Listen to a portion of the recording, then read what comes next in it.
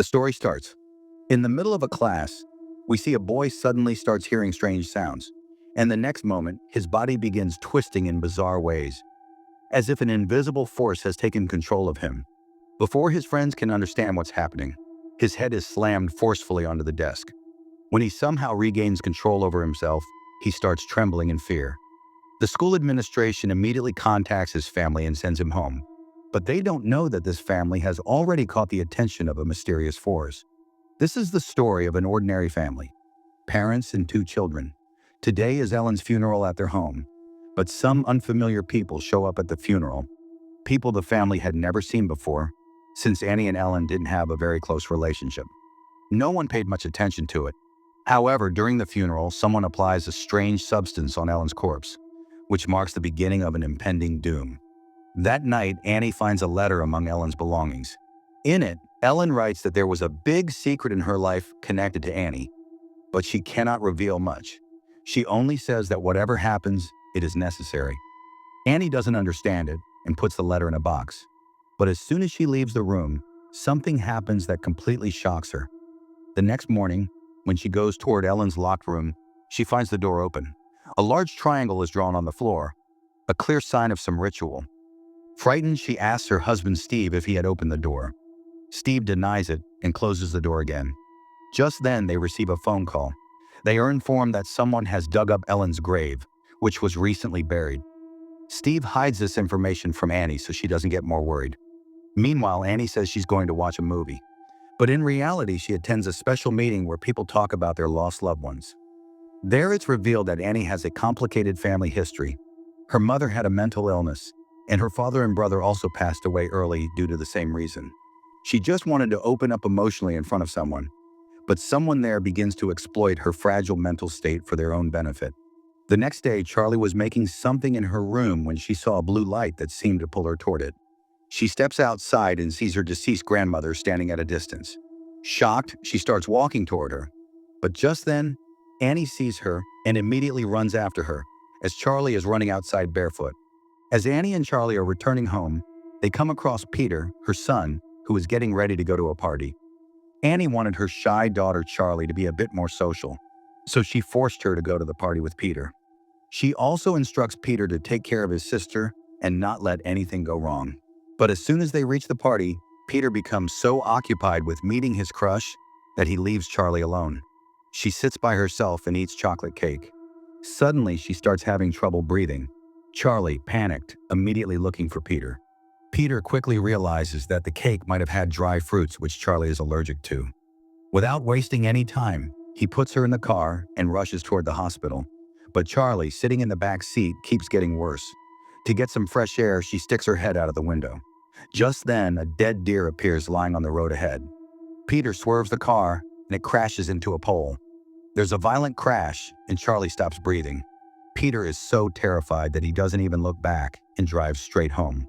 When he enters the house, his mom and dad assume the kids have returned safely. No one has a clue about what has happened. Peter goes to his room, quietly gets into bed, and doesn't sleep the entire night. The next morning, when Annie is taking the car out, she discovers the truth about Charlie's death. She screams. Her daughter is no longer in this world. The shock is unbearable for her. She starts sleeping in her daughter's old treehouse at night. That's the only place where she finds a little peace. To cope with the grief, she attends a grief support meeting again. There she meets a woman who introduces herself as Joan. She is also a member of that meeting. Joan says she too recently lost her son and grandson, and she understands Annie's pain. Joan gives Annie her card and says she can call her anytime she needs. At first, Annie doesn't trust her, but after hearing her story, she visits her the very next day and pours her heart out. Annie tells her that her relationship with her son Peter is not good. Once, due to her sleepwalking condition, she unknowingly poured petrol on both the children and had a matchstick in her hand. Fortunately, she woke up in time, or else it could have been a disaster. Since then, Peter started keeping a bit of distance from her. Talking to John gave Annie some relief. That same night, all 3 family members sat together for dinner, but the moment didn't last long. As soon as Charlie's name came up, the atmosphere turned tense again. Peter angrily said that if he hadn't forced his sister to come to the party, none of this would have happened. This broke Annie's heart. She started making miniature models of her daughter's past memories in her remembrance. But this only worsened her condition. She began experiencing strange things. One day when she went out to get some supplies, she suddenly ran into John again. She excitedly told her that something miraculous had happened. Her grandson had returned. Apparently, some time ago, John had met a mystic who taught her a way to summon spirits. Through this method, she was able to contact the spirit of her deceased grandson, and she was fully convinced it was real. She made up her mind to take Annie to her house and show her everything. The entire atmosphere was mysterious. In a dark room, there was an inverted glass on which John placed her hand and began chanting to summon the spirit of her grandson. Right in front of Annie, the glass slowly began to move. Annie was shocked. Then John took out a small slate and claimed that the spirit would now communicate through it. Seeing all this, Annie, who had always dismissed such things as nonsense, became scared. She tried to make an excuse and leave. Before she left, John gave her a book of chants and said, "Just read these words in front of your whole family. The spirit will appear on its own."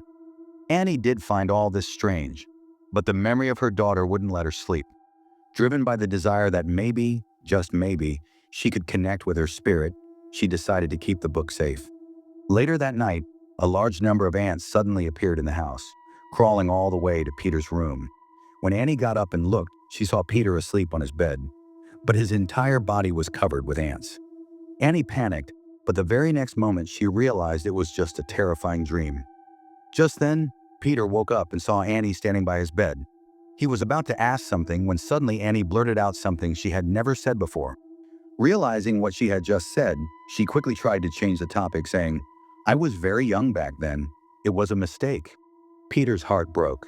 He started yelling at Annie, asking, "Did you really try to kill me?" At that very moment, another dream began.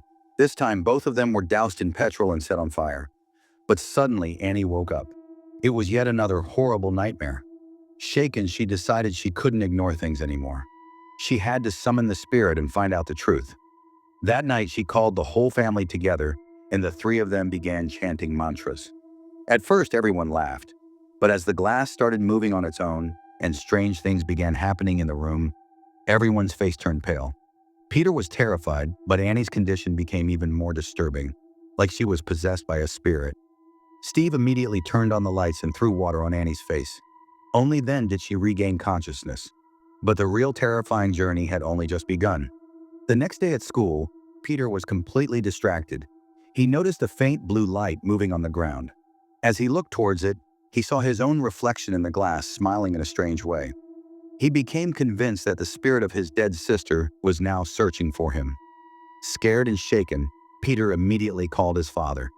Steve, furious with anger, called Annie and shouted, "What kind of drama is going on in the house? These rituals and spells will destroy our family." It was nighttime. A strange silence had spread through the house. Annie still hadn't recovered from the shock of her daughter's death. But that night, she heard something unusual, like the sound of pages turning in a book. When she looked closely, she saw the sketchbook kept in her daughter's room, flipping pages on its own, as if someone was drawing in it. Meanwhile, Peter had a frightening dream. He felt like his sister was standing in the corner of his room. Suddenly, he fell down, and two hands grabbed his head from behind. Before anything else could happen, Peter woke up. Terrified, he saw Annie standing nearby. He thought maybe she was doing something, but Annie was fully conscious and said she hadn't done anything. She suspected that all this was happening because of that sketchbook.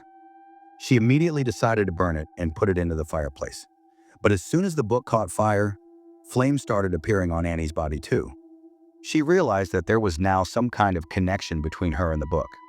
Terrified, she quickly put out the fire and took the book out. Now disturbed by all these events, Annie started believing that these strange happenings were linked to the spirit summoning ritual she had performed earlier. The very next day, she went to John's house again.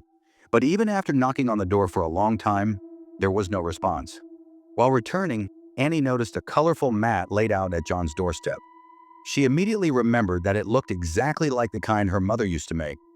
Upon returning home, she started going through her mother's old belongings and discovered that her mother used to worship a deity named Paimon, a deity who chooses mentally vulnerable individuals as mediums, particularly men.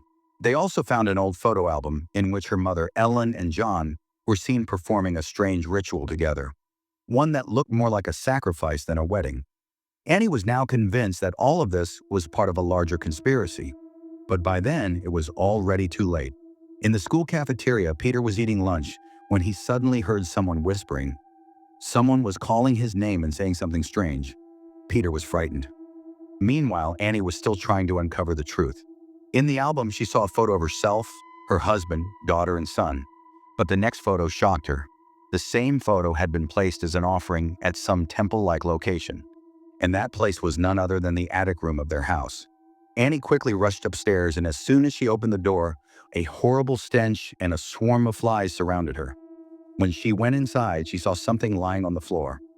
It was nothing but the decayed corpse of her mother, Ellen, who had been missing until then. Not only was her mother's corpse severely decomposed, but someone had also drawn a strange symbol on it using blood. It felt like the house was being used as a site for some kind of sacrifice. Meanwhile, something strange started happening with Peter at school. His body suddenly began to twist in an odd way, and he collapsed forcefully onto a bench. Although he returned to normal within a short time, the school administration decided to send him home.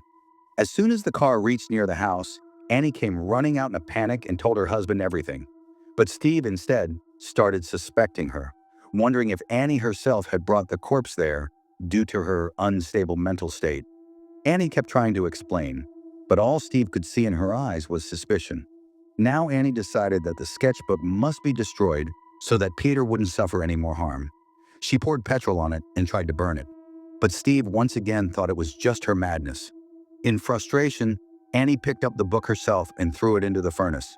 As soon as the book started burning, flames suddenly engulfed Steve, and he began to burn. At the same time, a mysterious force took hold of Annie. A while later, when Peter woke up, he smelled something burning in the house. When he went downstairs, the sight left him horrified. His father was now nothing more than a charred corpse, and his mother Annie was hanging upside down from the ceiling, staring at him. Before Peter could even process the shock, he saw a stranger at the door looking at him with a creepy smile. The very next moment, Annie sprang from the corner and attacked Peter, forcing him toward the attic. Peter struggled to break free, but Annie kept attacking him like a madwoman. When Peter reached the attic room, the sight there was even more terrifying. Burning candles all around, a ritual circle in the middle, and placed within it was a photograph, not of someone else, but of Peter himself. He was still trying to make sense of it when he felt something moving above the ceiling. He looked up and saw Annie floating in the air, holding knives in both hands and repeatedly cutting herself with them. The ground seemed to slip away from beneath Peter's feet in fear. He wanted to run, but as soon as he turned around, 3 strange faces greeted him with terrifying laughter. At that moment, without thinking, Peter jumped straight out of the window. As he fell, his eyes caught sight of an old treehouse. Annie's body was floating through the air toward it. Within moments, it was as if some force had pulled her in. Peter also started moving toward the treehouse. There he saw a bizarre ritual taking place. His sister's head was placed on a wooden effigy, and people were worshiping it. Then one of them came to him, picked up a crown, and placed it on his head. Everyone bowed to the ground and began hailing him as the new king. But the price of this new identity was the sacrifice of his entire family. With this, the story ends here. Subscribe to this channel for more horror stories like this.